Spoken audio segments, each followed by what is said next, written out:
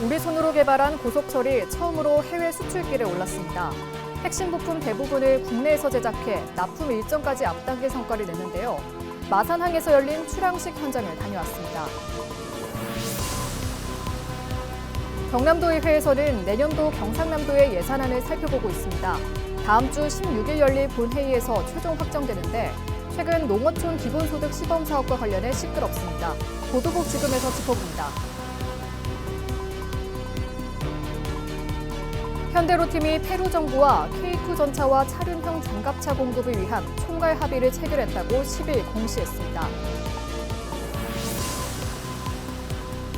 지난 9일 오후 고성에서 자전거를 타던 10대 청소년이 승합차와 부딪혀 숨지는 사고가 발생했습니다.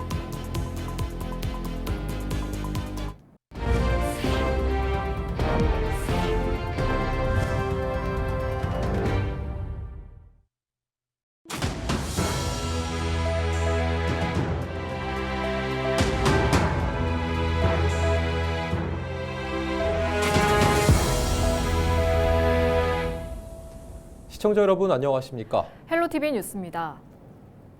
우리 손으로 개발한 고속철이 처음으로 해외 수출길에 올랐습니다. 이번 수출은 핵심 부품 대부분을 국내에서 제작해 납품 일정까지 앞당긴 성과를 냈는데요. 국산 기술의 해외 경쟁력 입증은 물론 지역 산업에도 상당한 경제 효과가 기대됩니다. 출항식 현장을 표영민 기자가 다녀왔습니다. 우즈베키스탄으로 향하는 고속철 차량을 실은 배가 출항을 기다리고 있습니다. 국내 기술로 만든 고속열차가 해외로 수출되는 건 처음입니다. 이번에 공급되는 차량은 모두 42량. 2027년부터 우즈벡의 수도 타슈켄트와 부하라 등 총 1216km 구간에서 운행될 예정입니다. 고속열차는 KTX 이음 기술을 기반으로 사막 기후 등 현지 환경에 맞춰 대차가 적용되고 방진 성능을 강화한 것이 특징입니다. 우즈벡에서는 동력 분산식으로는 처음 운행하는 거고 저희가 지금 동력 분산식 열차를 계속 개발하고 있으니까 거기에다가 우즈벡 환경에 적합한 것을 좀 더 업그레이드해서 10일 마산항에서는 우즈베키스탄 고속열차 출항식이 열렸습니다. 이 자리에는 우즈베키스탄 부총리 등이 참석해 양국 간 전략적 협력 사업임을 재확인했습니다. 특히 프랑스, 독일 등 고속철 선진국을 제치고 이뤄낸 수출이라는 점에서 국산 기술 경쟁력을 증명했다는 평가입니다. 이번 열차 수출은 국내 철도 산업이 해외 시장 진출 교두보를 마련했다는 평가를 받고 있습니다. 조기 출고가 가능했던 이유로는 KTX 산천 등 30여 년에 걸친 고속철 제작 경험과 90%에 달하는 부품 국산화율로 안정적인 공급망을 확보한 덕분입니다. 또 차량 공급뿐 아니라 유지 보수 등 추가 계약 가능성까지 있어 지역 산업 전반에 낙수 효과가 기대됩니다. 많은 중소기업들과 같이 개발한 그런 공동에 대한 그런 결과라고 생각을 하고 결국 이것은 우리나라 국내 철도 산업 발전에 굉장히 큰 부분이 될 거고. 현대로템은 초도 물량 출항을 시작으로 내년까지 순차적으로 고속열차를 인도할 예정입니다. 헬로티비 뉴스 표영민입니다. 10일 오후 현대로템의 고속철도 차량 초도 편성 출항식에 참석한 우즈베키스탄 경제부총리가 이날 오전 경남도청을 찾았습니다. 잠시드 압두하키모비치 호자이에프 우즈베키스탄 경제부총리를 비롯한 고위급 대표단은 경남을 처음으로 찾아 두 지역 간 협력 방안을 논의했습니다. 앞서 지난 9월 박안수 지사를 단장으로 한 경남 대표단은 중앙아시아 공무 9개 출장에서 우즈베키스탄 타슈켄트주와 첫 공식 우호 교류 협정을 체결했습니다. 이날 대표단은 LG전자도 방문했으며 경남 상공회의소 협의회가 주관한 환영 만찬에서 경남 지역 기업인들과 함께했습니다.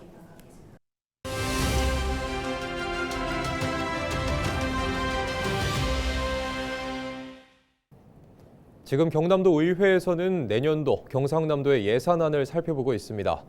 다음 주 16일 열린 본회의에서 최종 확정되는데요. 그런데 최근 농어촌 기본소득 시범 사업과 관련해 시끄럽습니다. 자세한 내용 취재기자 연결해 짚어보겠습니다. 김수정 기자, 먼저 농어촌 기본소득 시범 사업 어떤 내용인가요? 네, 이 농어촌 기본소득 시범 사업은 농림축산식품부가 추진하는 정책입니다. 소멸 위기에 놓인 농어촌의 위기 대응, 지역경제 활성화가 목적인데요. 이 경남에서는 남해군, 함양군, 거창군 모두 3개 군이 응모했었는데 남해군만 선정됐습니다. 전국에서는 모두 7개 군입니다. 내년부터 2년간 남해군민은 매달 15만 원씩 연간 180만 원을 지역사랑 상품권으로 받습니다. 해당 군에 주민등록을 두고 30일 이상 거주하는 주민이면 소득이나 나이와 관계없이 받을 수 있습니다. 특히 현금이 아닌 지역사랑 상품권으로 지급되기 때문에 앞서 전해드린 지역경제 활성화에도 큰 효과가 있을 것으로 기대됩니다. 네, 그런데 경남도 의회 상임위에서부터 도비를 아예 삭감했다고요? 입장이 어떤 건가요? 네, 먼저 상임위는 남해군으로의 위장 전입 또 다른 지역과 형평성을 이유로 들고 있습니다. 내년 지방선거와 그 이후 국회의원 선거를 앞두고 선심성 예산이라는 이야기도 나옵니다. 앞서 경남도의회 상임위원회인 농해양수산위원회는 내년도 경상남도 농정국 예산안 예비심사에서 2026년 남해군에 시범 추진될 농어촌 기본소득 사업 예산을 손봤습니다. 국비와 도비 예산 약 407억 중에서 도비 약 126억 원을 전액 삭감했습니다.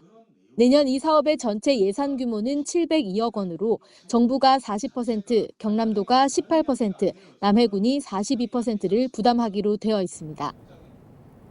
네, 그렇다면 앞으로가 문제일 텐데요. 당장 다음 달부터 이 사업이 시작돼야 할 텐데 어떻게 되는 겁니까? 네, 문제는 도비가 아예 없어지면 이 사업 자체 진행 여부가 불투명해진다는 겁니다. 매칭 사업이기 때문에 군비가 있더라도 도비가 없다면 공모사업 선정 자체가 취소될 수도 있습니다. 농어촌 기본소득 사업과 관련한 잡음은 경남뿐만 아니라 강원, 충남에서도 마찬가지입니다.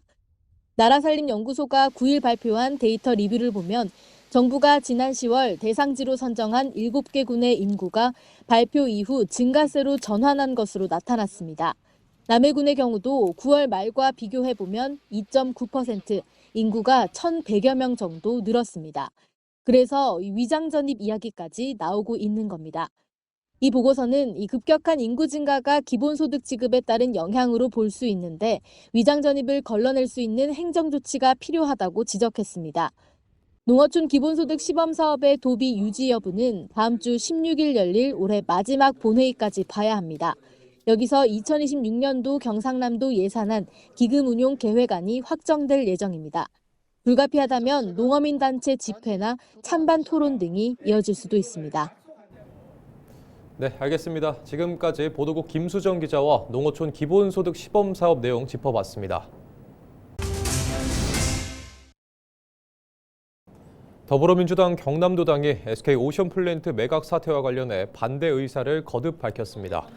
1인 피켓 시위를 벌인 더불어민주당 경남도당 SK 매각 반대 특별위원회는 10일 경남도청 앞에서 기자회견을 열고 SK 오션플랜트 매각은 이윤 우선의 기업 논리나 한 지역만의 문제로 치부해선 안 된다고 강조했습니다.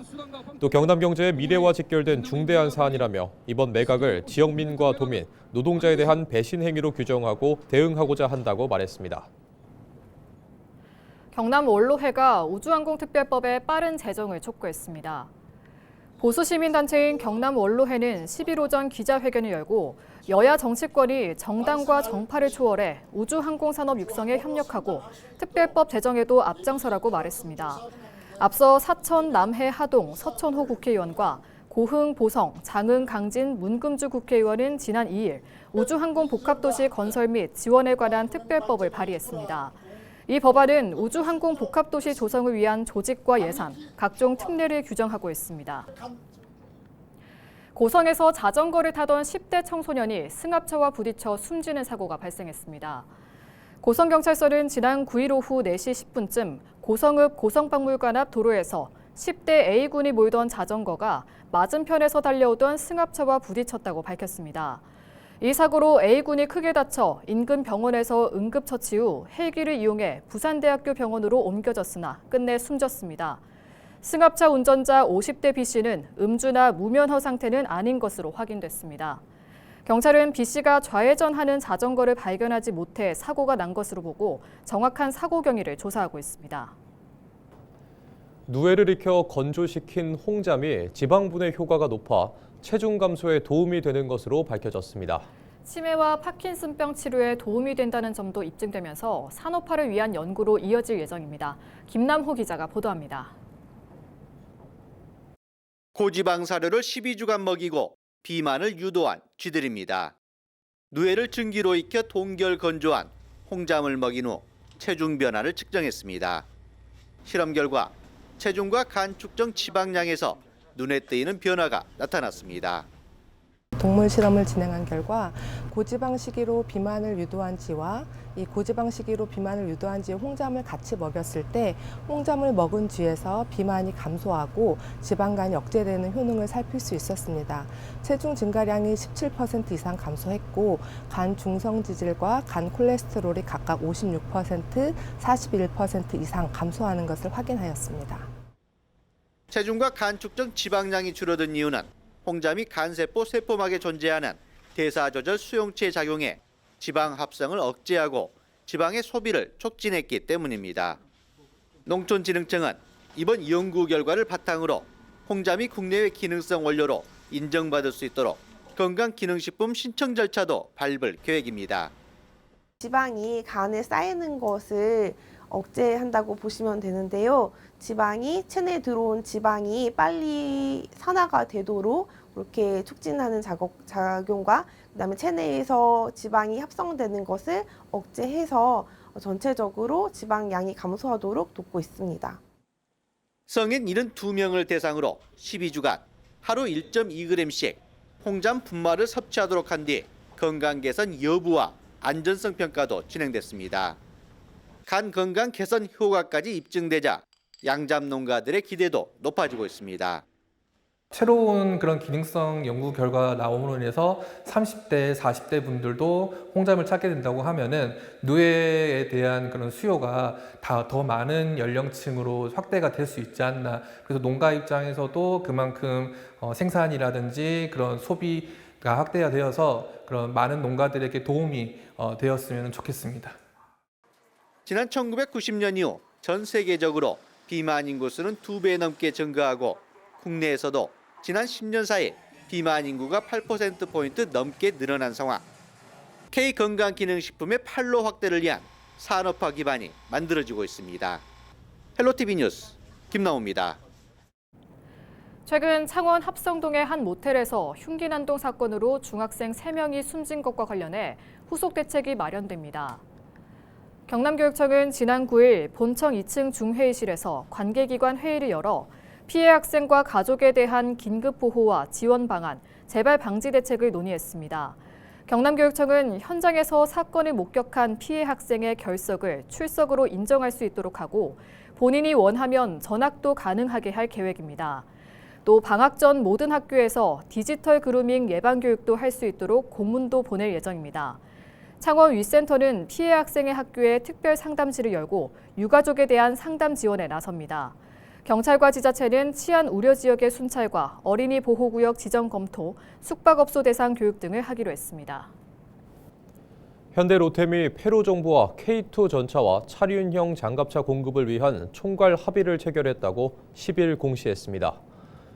이번 합의에는 페루 육군이 한국 방산업체와 페루 국영 방산기업이 공동 생산 협업하는 방식으로 K2 전차 54대, 차륜형 장갑차 141대를 도입하는 계획이 담겼습니다. 양측은 앞으로 세부 내용을 조율해 내년 6월까지 이행계약 체결을 마무리한다는 목표입니다. 이번 사업은 중남미 국가를 대상으로 한 K 방산 수출 중 최대 규모로 최종 계약까지 이어질 경우 K2 전차가 중남미 시장에 진출하는 첫 사례가 됩니다. 사교육비 부담 완화와 대학 재정 확충을 위한 관련 법 개정이 추진되고 있습니다.